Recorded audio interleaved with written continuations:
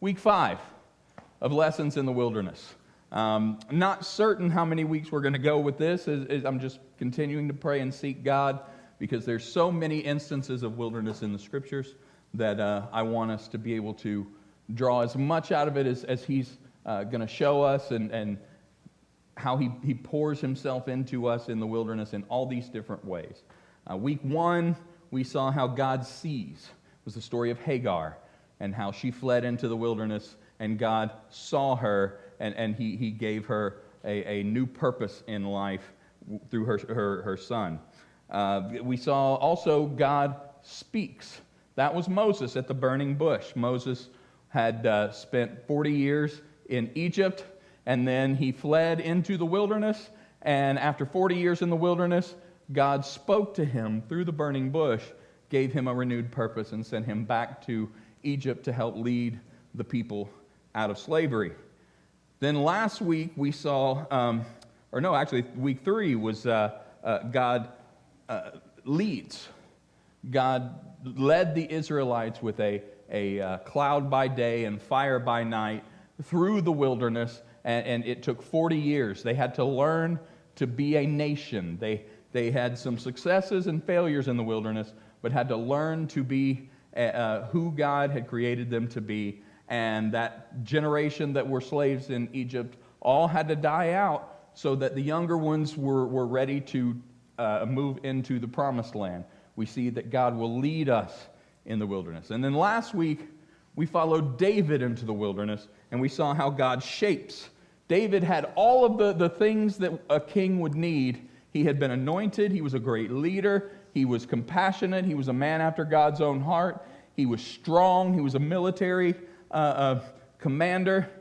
But David had to go into the wilderness to be reshaped by God. And in doing so, he learned how to fail. He learned how to regroup after that. And God anointed him 20 years from the time he was anointed until he began to ascend to the throne. At least 20, if not 25 or so. But David learned that in the wilderness, God shapes. This week, we're going to be in 1 Kings chapters 18 and 19, mostly in 19, as we follow the prophet Elijah into the wilderness. Now, Elijah was a prophet to Israel, and he had a reputation for being bold and brash. He was not afraid to speak his mind, and he would go from mountaintop to valley, and he would go metaphorically and actually physically. He would go from mountaintop to valley.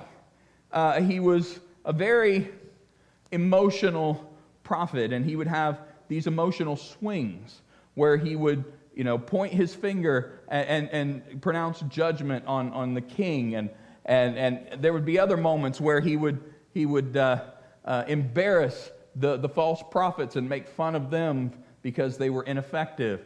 But then there were also times when he would experience deep emotions and say things like this in 1 Kings 18:22. Elijah said to the people, even I only am left, a prophet of the Lord, but Baal's prophets are 450 men.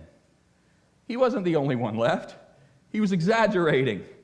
But I can just picture that, he's in his feels at this moment. He's like, I alone am the last one righteous to be an ambassador, speaking the voice of the Lord amidst the debauchery of the world. Just overly emotional in that moment. He's looking around, and in that moment, there are no other prophets around. All he sees are 450 prophets of Baal. And he just kind of gets in his emotions there. And he speaks in what's called hyperbole. Hyperbole is a literary device, but what it is it's the actual definition is exaggerations not meant to be taken seriously. So hyperbole is nothing new, and we are not strangers to it. And so there's some that you have been guilty of this, as have I. So here's a list. There's a few of them here. I'm literally, and then fill in the blank. That you're not actually literally. I'm literally starving. If I were to say, I'm literally starving, you guys would look at me and go, no, you're not.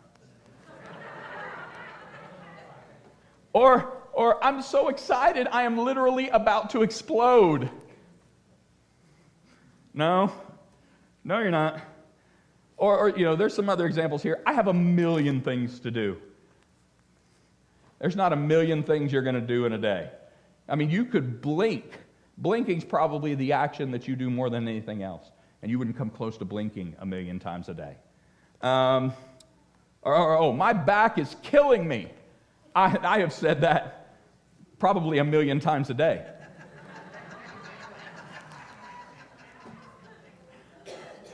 You're slower than Christmas. No? Or how about this one? Anybody who has had a teenager in the past 10 years, this one's popular. I can't even. And there's no anything after that. It's not, I can't even deal with this. It's just, I can't even. Okay. Sports fans. And I get it. I know my Gators lost bad. We're not going to follow down that path today. But there's every week there's some kind of sports thing where commentators and even fans will say, that is the greatest game ever. Like, was it? Or was it the greatest game this week? Or was it the greatest game in the past 3 days until the next greatest game comes? It's exaggeration. We say that, and a lot of times we don't even realize that we're exaggerating. It just becomes the way that we speak because it's how we feel in the moment. We become prisoners to the moment, and we allow our emotions to escape our lips, and we say things in exaggeration, and there have been some great games. I remember a few years ago when the Bucs won the Super Bowl, they were going up against the Kansas City Chiefs, and I was getting tired of all the hype around the Chiefs, and the Bucs came in and really, really put it to them. And I remember saying after that, it's the greatest Super Bowl ever. No, it wasn't even close to the greatest Super Bowl ever. But it was for me because my team won. But that's what it is, man. We get so emotional about something that we just speak out irrationally. Elijah was like that. He would become so overwhelmed with certain things that he would say exaggerations. And he would get into his feelings from time to time. But what's beautiful about it is that even though Elijah struggled with his emotions, God renewed his purpose in the wilderness. Let's pray. Father, I thank you that you know our hearts and our minds better than we know ourselves. And Lord, when we're experiencing the flood of emotions, when we're experiencing the highs and the lows, God, you see the truth for what it is. So Lord, reveal yourself to us today. In the midst of the wilderness, send us deeper. In the midst of the wilderness, remove the distractions so that we can hear your voice and you can reveal yourself in such a way that renews our purpose. In Jesus' name, amen. All right. Some context of where we are. Elijah is a prophet during the divided kingdom era. The nation of Israel is split. Southern kingdom is Judah. That's where David's descendants are ruling. The northern kingdom is Israel, where after the split, it was ruled by a number of wicked kings and queens. And Ahab and Jezebel are king and queen during this season. And they are considered at this time the most evil king and queen that Israel had. And they hated Elijah. One of the reasons that they hated Elijah is because he called out their sin. He saw what was going on, and he was ordained and anointed by God to be a prophet to Israel, and he would speak to the king. He would speak and pronounce judgment or whatever God was laying on his heart. And we see him burst on the scene when he pronounces a drought. There will be no rain until I say it is. And when him saying, I say, it's whenever God released him to pray for there to be rain. So Elijah had just prayed, and there was no rain, and there was a drought. They hated him.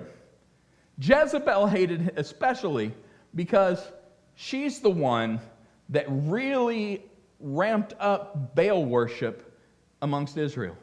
She was the daughter of a pagan king, and when Ahab married her, he allowed her to bring in these prophets of Baal, and this paganism exploded, and it was running rampant. So in chapter 18, one of the most famous stories of Elijah is him on Mount Carmel. He goes up to Mount Carmel. It had been the drought for 3.5 years. He goes up to Mount Carmel, and there's 450 prophets of Baal. There's people all around, and they're having a showdown. Whose God is real? The prophets begin to, they make a sacrifice, they make an altar, and the prophets begin to call out to their God, and they begin cutting themselves. And Elijah's over there watching all day as they're doing all these things to try to get Baal to answer, and nothing happens. He starts making fun of them. He's like, well, maybe your God's on vacation. Maybe he's in the bathroom, and nothing happens. Then after that, Elijah says, all right, here's what we're going to do. Pour water all over the sacrifice. In fact, we're just going to keep putting water. Now, there had not been any rain in years, so this water was like gold. But he wanted the sacrifice saturated, and he prayed a simple prayer. God answered by fire. Fire came down from heaven.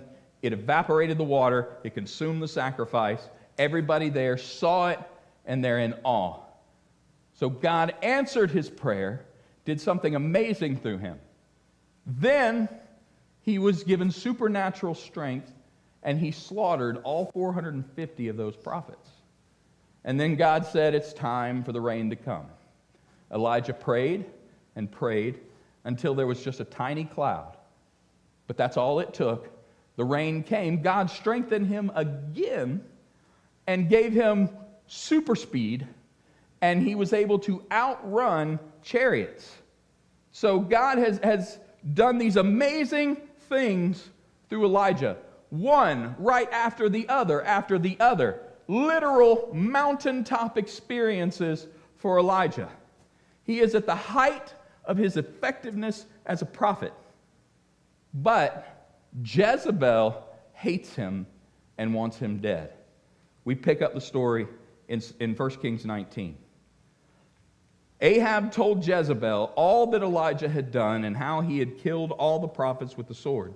Then Jezebel sent a messenger to Elijah saying, so may the gods do to me and more also, if I do not make your life as the life of one of them by this time tomorrow. Elijah, who had just experienced this amazing moment of ministry, just like I said, miracle after miracle after miracle, any of these things alone would have been just good enough, more than good enough. But he just had so many successive. But he got into his feels a bit. And we see that in verse 3. Then he was afraid. And he arose and ran for his life and came to Beersheba, which belongs to Judah, and left his servant there. Beersheba, it belongs to Judah. Now remember, the northern kingdom is Israel. Judah is the southern kingdom. And just a little geography of that region back then. The northern kingdom from Mount Carmel to where he had gone after he outran the chariot. From that point in Jezreel all the way down to Beersheba is roughly 100 miles. So he flees Jezebel and goes into the southern kingdom of Judah. But it's not like he just crossed the border and he's like, okay, I'm safe. You know, I'm here in Judah. I'm amongst my extended kin because they were all still connected back to Jacob. But he's like, it wasn't that. He went to Beersheba, which is all the way in the southern region of Judah. So he flees 100 miles all the way through Judah, and there he leaves his servant, and that's not far enough either. Beersheba's on the edge of the wilderness. He goes another day's journey into the wilderness. But he himself, verse 4, but he himself went a day's journey into the wilderness, again, even further, and he came and sat down under a broom tree. And he asked that he might die, saying, It is enough now, O Lord. Take away my life, for I am no better than my fathers. He's feeling all emotional again. Now we know he doesn't want to die. If he wanted to die, why would he have ran from Jezebel? If he really was wanting to go to heaven and just be away from all of the trials of the world, Jezebel was more than willing to make that happen. He had just fled across an entire country and then went one more day further into the wilderness and began he sat down under this tree and was like, that's it, God. I can't take it anymore. Just take my life. Deep in his feelings. Coming off of the most productive season of ministry. Fire from heaven. Strength to kill 450 men, 450 to 1. Rain from 3-year drought. Super speed to outrun Ahab's horses. But that wasn't enough. I'm not a clinical psychologist. But what I see here is Elijah focusing on his troubles instead of how God used him in such a mighty way. That points to some familiar emotional struggles. There's many of you in the room and even watching online. You know exactly how Elijah feels. Sure, you've come off of some mountaintops and you've experienced the goodness of God in certain ways, but it's not what dominates your thought processes right now. What you're seeing is Jezebel wanting to kill you. What you're seeing is that there's nobody left who knows what I'm going through. There's nobody left who loves God the way I do. So what does Elijah do? He does the same thing that many of us have done or really want to do when we're feeling overwhelmed and emotionally drained. He laid down and took a nap. Verse 5, and he lay down and slept under a broom tree. And behold, an angel touched him and said, arise and eat. And he looked, and behold, there was at his head a cake baked on hot stones and a jar of water, and he ate and drank and lay down again. He took a nap. He woke up and had a snack, and then he took another nap. Bruh, that sounds like a day for me.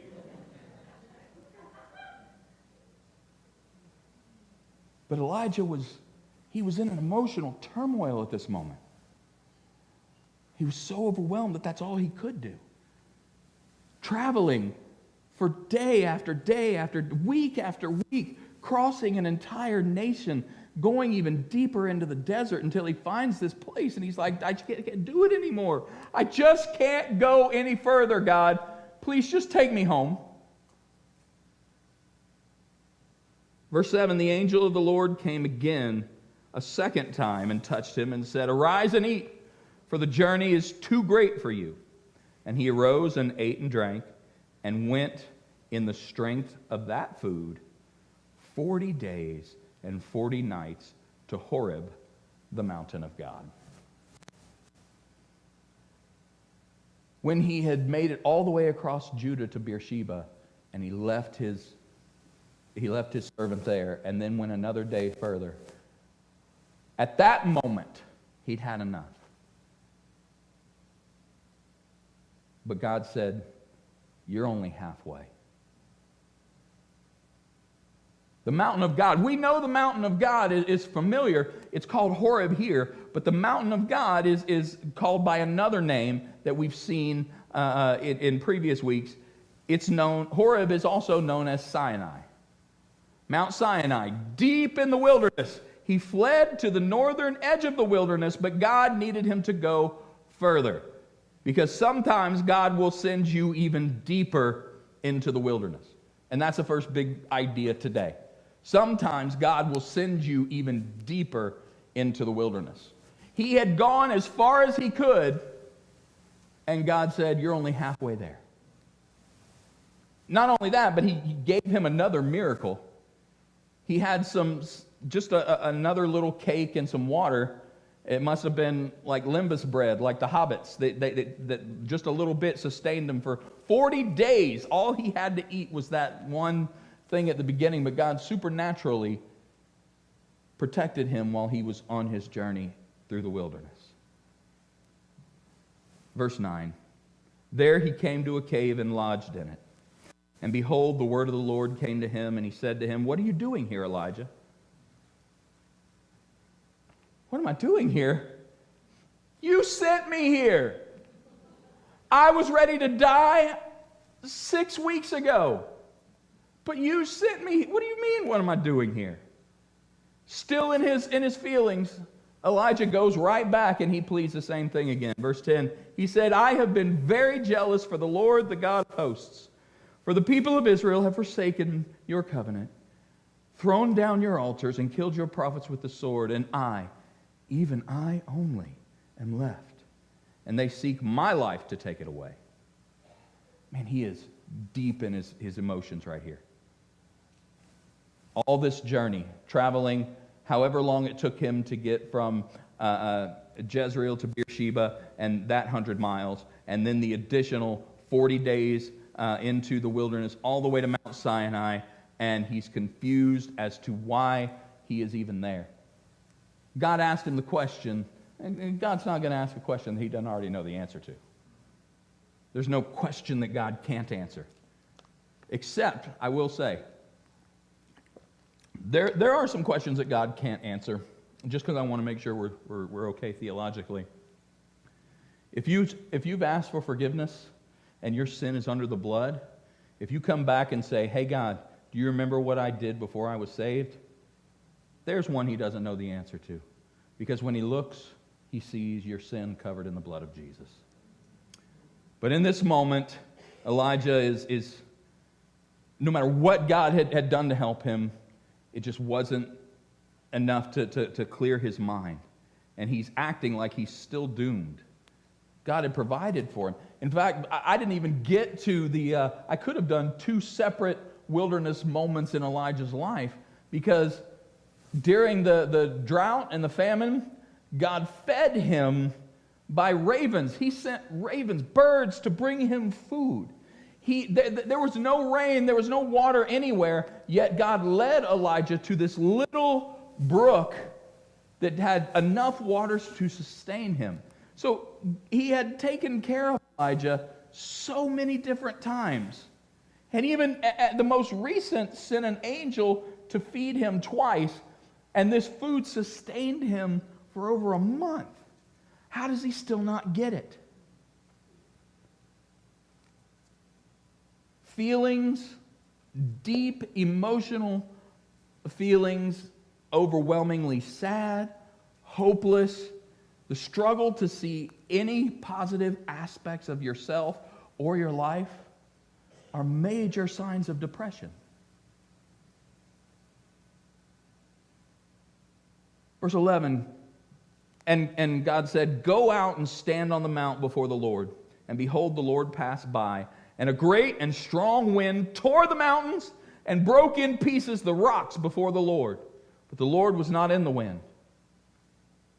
If you've been through one of our lovely hurricanes, you've seen the power of wind. In 2004, during Hurricane Charlie, from where I was, our church was a shelter, and I shouldn't have been in this one place, but I went because I was curious to one of the rooms that had a window, and I watched as a building that was over 100 years old, that had weathered so many storms, as the wind blew, it peeled the red brick off of this building, and the red bricks went flying as if it were shingles, as if it were when you pick up grass on a windy day and throw it, and it just blows away. Wind is powerful. It breaks rocks, but God was not in the wind. After the wind, an earthquake, but the Lord was not in the earthquake. And after the earthquake, a fire, but the Lord was not in the fire. And after the fire, the sound of a low whisper. God had done amazing things through Elijah, but in this moment, he wasn't in the wind. He wasn't in the earthquake.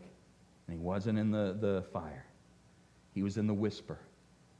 And Elijah needed to learn to be still and listen. Back in Israel, Jezebel was still hunting him. So he had to leave. He couldn't stick around there. But even in Beersheba, he was still too close to the action. He was 100 miles away from Israel, but God said, no, you got to go even deeper. And God led him that deep into the wilderness so he could have Elijah's full attention. And that's the second thing I want you to see today, is the wilderness helps you focus on God. You might think you've gone far enough to be able to hear God. I've escaped the noise of life. I just needed to get far enough away that I could, and God's like, no, I need to go even further. Why? Can't you just tell me what it is here? I don't want to go any deeper into the wilderness. I need you to go deeper into the wilderness. And there's a lot about Elijah's wilderness journey that resonates with me.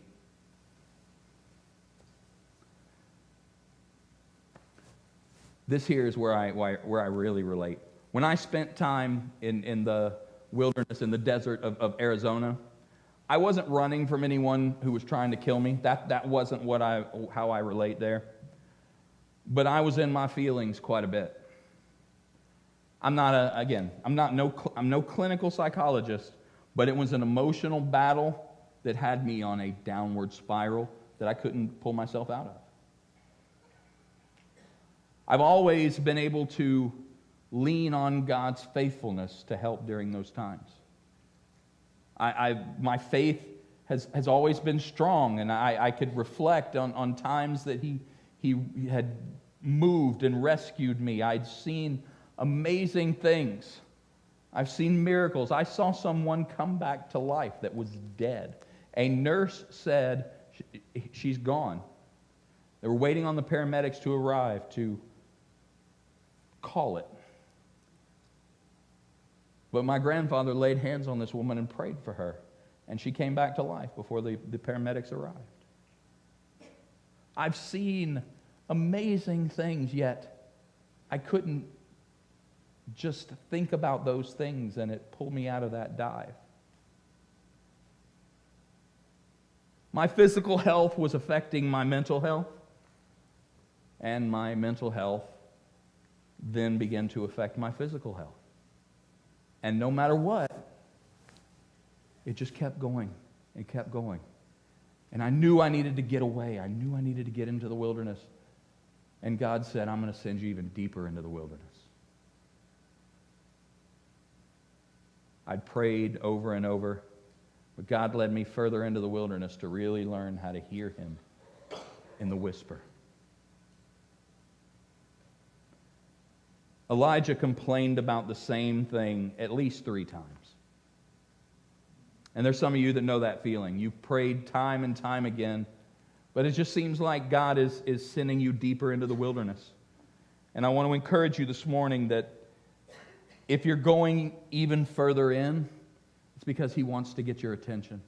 It's because He wants to pull you away, far enough away from the legitimate issues that are causing what's going on.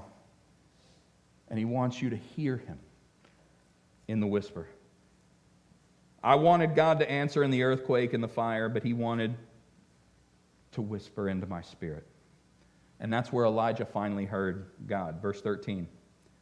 When Elijah heard it, he wrapped his face in his cloak and went out and stood at the entrance of the cave. And behold, there came a voice to him and said, "What are you doing here, Elijah?" And he said again, "I have been very jealous for the Lord, the God of hosts. For the people of Israel have forsaken your covenant, thrown down your altars, and killed your prophets with the sword. And I, even I only, am left, and they seek my life to take it away." Not sure what Elijah wanted, but I like to think he wanted God to go ahead and take care of Jezebel so he could go back. Because the last thing that he heard from her was may God do to me, or worse, if I don't make you like those dead prophets by tomorrow. So all he knew was that there was the queen who was wicked and evil, and she ruled the roost. In fact, later on in the text, we see that Ahab died, but Jezebel, even as the queen mother, was still influential for many years. Wicked and evil. But that's not what God told him. He didn't tell him that he would take care of Jezebel so he could go back and not have to worry. Instead, God sent him back. But he sent him back with a renewed purpose. And he sent him to do a couple of other things that were important before he made it back to face Jezebel. Verse 15, the Lord said to him, "Go, return on your way to the wilderness of Damascus. And when you arrive, you shall anoint Hazael to be king over Syria." Now, in case you're not real familiar with Middle Eastern geography, you've got Israel. Mount Carmel is in the northern section. That's where Elijah killed the prophets. He fled to the southern part, and God led him twice as far, all the way down to Mount Sinai. Then God said, "I've got a plan for you. You need to go to Damascus in Syria and anoint the next king." That is not on the way. He had to go around, all the way around, back up to the northwestern section above Israel to Damascus and anoint a foreign ruler. Verse 16, "And Jehu, the son of Nimshi, you shall anoint to be king over Israel. And Elisha, the son of Shaphat, of Abel-Meholah, you shall anoint to be prophet in your place." So God gives Elijah these three things before he goes back and faces Jezebel, before he does anything else for the entire nation. He gives him these three responsibilities. You're going to go anoint a foreign king. You're going to anoint the next king of Israel. Remember, we said last week, David was anointed, but he didn't become king for decades later. So Elijah was told to go anoint the Syrian king, go anoint the next king of Israel, and then he was going to anoint his replacement. He's telling Elijah, "I'm still God over the nations, and I have purpose for them." He says, "I'm still God over Israel, and I have a purpose for them. And I'm still God over you, and I have a purpose for you." He spoke that to Elijah back then, and by his Spirit, he's speaking the same thing into your lives today. He's saying, "I'm still on the throne,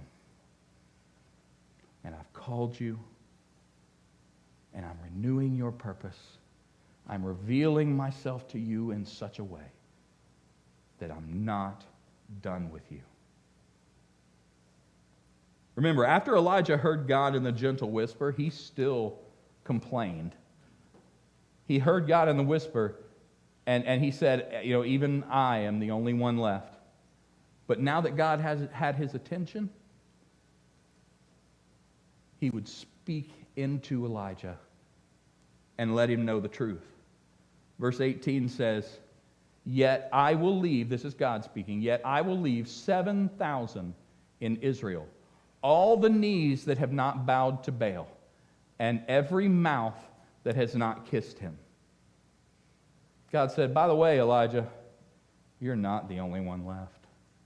Never were." Elijah was so focused on his own problems that he completely missed thousands of others who had remained faithful to God, including his successor, Elisha.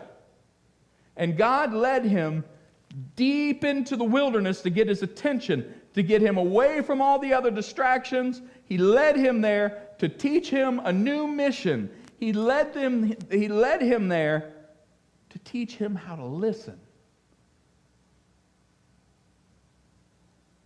That's not the only time that God taught somebody how to listen and to pay attention to what he was really saying. In fact, this was taking place at Mount Sinai, Mount Horeb, called the Mountain of God. Same mountain where Moses encountered the burning bush, where God got his attention. He spoke to him. He had spent 40 years in the wilderness, and it was time for him to receive a new purpose. God showed his glory to Moses on that mountain years later when he tucked him in the cleft of the rock. He gave the 10 Commandments. He issued his law to Moses on that mountain. And it was at that mountain where he took Elijah and revealed himself, that he wasn't in the fire, the earthquake, the wind. He was in the still small whisper. He gave Moses a renewed purpose there. He gave Elijah a renewed purpose there. And then over 900 years after the time of Elijah, God would speak again, and he would give renewed purpose from a wilderness mountain. Matthew chapter 17, verse 1. After 6 days, Jesus took with him Peter and James and John, his brother, and led them up a high mountain by themselves. And he was transfigured before them, and his face shone like the sun, and his clothes became white as light. And behold, there appeared to them Moses and Elijah talking with him. The text doesn't name this mountain, but there are some scholars who believe that it was the same mountain that God encountered Moses and Elijah. Verse 4, Peter said to Jesus, "Lord, it is good that we are here. If you wish, I'll make 3 tents, one for you, one for Moses, and one for Elijah." He was still speaking when, behold, a bright cloud overshadowed them, and a voice from the cloud said, "This is my beloved Son, with whom I am well pleased. Listen to him." And when the disciples heard this, they fell on their faces and were terrified. But Jesus came and touched them, saying, "Rise and have no fear." Jesus led his 3 closest disciples into the wilderness. And he led them up that mountain to do for them the same thing that he did for Elijah and the same thing that he did for Moses. You see, Jesus wasn't going to be with them for much longer. His entire ministry there was only about 3 years. In fact, just before this, if you turn back in the book of Matthew, you see that just before he goes out into the wilderness with them, he told them what was coming. He foretold of his crucifixion. And so now he takes these inner circle 3, and leads them to this place where they can encounter God, and God will reveal himself in such a way that they would be renewed for the new purpose that they were about to embark on. They didn't realize the weight of what they were receiving in that moment until after Jesus had been resurrected and he had imparted more teaching, and the Spirit was poured out in Acts chapter 2. And at that moment, when they began to preach and thousands began to get saved, that's when that renewed purpose came to fruition. But it can be traced back to this moment right here. And we see that because years later, Peter, who became the leader of the church, Peter wrote about it in one of his letters. He wrote about this event. 2 Peter chapter 1, beginning in verse 16. "For we did not follow clearly devised myths when we made known to you the power and coming of our Lord Jesus Christ, but we were eyewitnesses of his majesty." I'm not talking in ignorance here. I'm not making this up. This isn't some woo thing that I just feel deep down in my spirit. Peter's saying, we were eyewitnesses of his majesty. Verse 17. "For when he received honor and glory from God the Father, and the voice was borne to him by the majestic glory, 'This is my beloved Son, with whom I am well pleased.' We ourselves heard this very voice born from heaven, for we were with him on the holy mountain. Peter, James, John got to go with Jesus. He invited them to this place up the mountain, in the wilderness, up the mountain, where what happened? Jesus was transfigured. He appeared in glory, and he was there with Moses. He was there with Elijah, and he gave them a renewed purpose. He revealed himself to them in such a way that it renewed their purpose for what was next. In the same way, in a similar way to what he had done with Elijah and with Moses. See, Jesus had told them that he was about to die. And he needed them to go deep into the wilderness, away from any distraction, so God would show them his glory. Because in the wilderness, God reveals. God revealed his Son at the transfiguration to these disciples. And what would happen is God would reveal himself in the death of Jesus.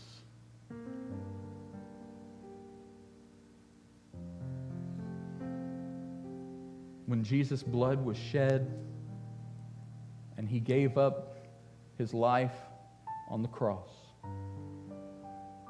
the veil was torn in the temple from top to bottom, and God revealed that the price had been paid. The perfect sacrifice had been offered willingly. And now we can go to him. God revealed his glory on the third day, when by the power of the Spirit, Christ rose from the dead, carrying with him the keys to death, hell, and the grave. God reveals himself in the wilderness. And God revealed himself to Elijah in the whisper, because that's what he needed for this next season of his life. God revealed himself to Moses in the burning bush, in the cleft of the rock, in the word, the commands written on tablets, because that's what he needed for the next season of his life. And God will reveal himself to you in the middle of your wilderness.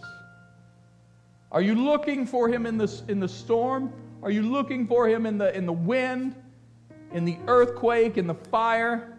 God, show up, impress everybody. Show up in such a way that they won't deny you anymore, so that they will believe me when I'm doing your work, God. I'm praying. I pray all the time, God. I read the Word. Lord, I'm learning how to be better in my prayer life. I need you to show up in a mighty way. I need you to shake the foundations. Is it wrong to pray that way? No, because sometimes God does reveal himself that way. God revealed himself to Pharaoh in 10 different ways. Anything from flies and gnats, frogs, blood, darkness, death. So God does reveal his glory in moments like that. Sometimes God leads us even deeper into the wilderness, because he wants to remove all distractions, and he wants you to be able to hear him as he's whispering in that still small voice.